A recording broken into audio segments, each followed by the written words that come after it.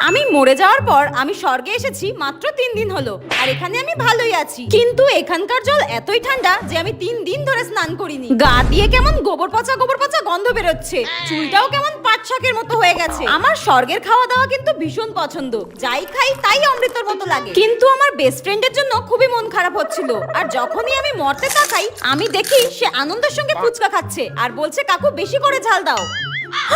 কি নির্লজ্জ মেয়ে রে বাবা, আমি মরেছি মাত্র 3 দিন হলো আর এর মধ্যেই আমার বেস্ট ফ্রেন্ড ফুচকা খেলছে। তুই দেখবি মরার পর শাকচুন্নি হয়ে নরকেই পচে মরবি। যাই হোক, সেদিন হঠাৎ স্বর্গে আমার সুমির সঙ্গে দেখা, আর আমি ওকে জিজ্ঞাসা করলাম কি রে আমি তো স্বর্গে এসেছি, তুই নরকে যাচ্ছিস কেন?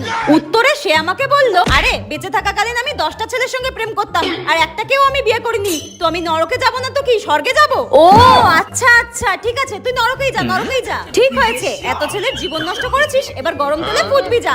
আর আমি তো সেজে গুজে স্বর্গের অপ্সরাদের সঙ্গে নৃত্য করব, আমার যে কি মজা হচ্ছে।